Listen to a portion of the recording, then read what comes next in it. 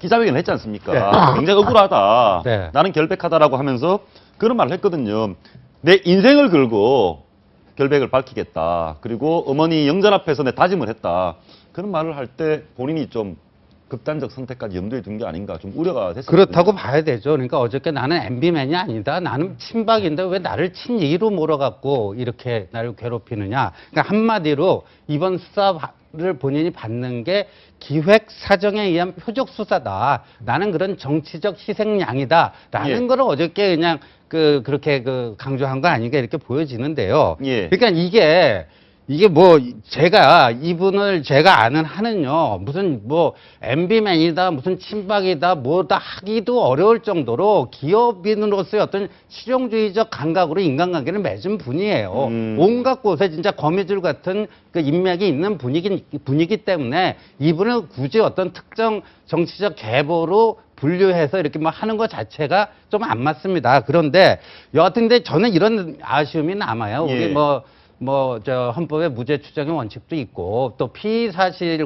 공표도 이제 금지해야 되고 그런데 이거를 어느 날 말이죠. 뭐 예. 이렇게 국무총리께서 나서셔 갖고 이게 뭐 이걸 다 드러내겠다.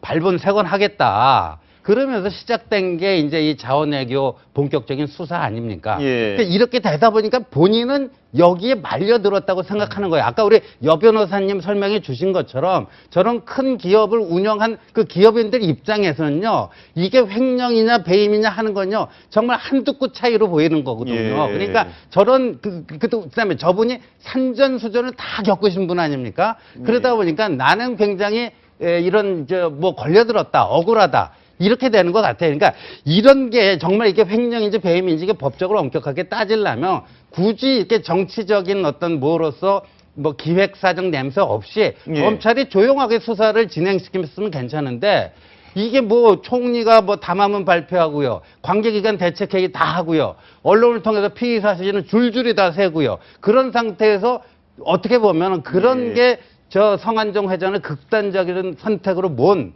그런 하나의 또 원인을 제공한 측면이 있지 않나 지금 보여져요. 나와 있는 모습은 이 시간 북한사 형제봉가 이제 성완종 회장이 목을 맨 그 인근의 현장 모습입니다. 제가 그거 하나 물어보고 싶은데요. 정말 성완종 회장이 MB맨 아니죠? 아닙니다. 예. 31세 맨 처음에 그 당시에 민정당 재정위원으로 이제 사실 정치를 처음 시작을 해요. 근데 기업인들로서 이제 후원금을 좀 많이 내면 재정위원을 주는데, 그러니까 전두환 정권 때부터 사실은 권력과 정치권과 선을 맺고 쭉 있었고, 그 다음에 실제로 정계에 본격적으로 입문한 거는 JP를 통해서 자민련을 통해서 그런데 된 거예요. 그러니까 모든 분들 저도 아는 지인분들이 저분은 MB맨 아니다. 네. MB 뭐 잠시만 했지만 전혀 아니다. 오히려 뭐 노무현 정부 때 더 가까웠고 뭐 이렇게 얘기를 다 했는데도 네. 왜 저 사람에게 MB맨 딱지를 씌운 겁니까 누가? 그러니까 이제 그 당시에 이분이 이제 이명박 정권 맨 처음 시작에 그 인수위원회 이제 재정분과위원을 담당합니다. 예, 예. 이제 그래서 이분 MB맨 아니냐? 왜냐하면 또 하필 그때 이 성완종 회장이 이제 이 문제로 인해서 검찰의 어떤 수사가 시작될 때 하필 자원 외교에 대한 철저한 조사라든지 국정조사라든지 그다음에 총리의 담화 발표가 있었고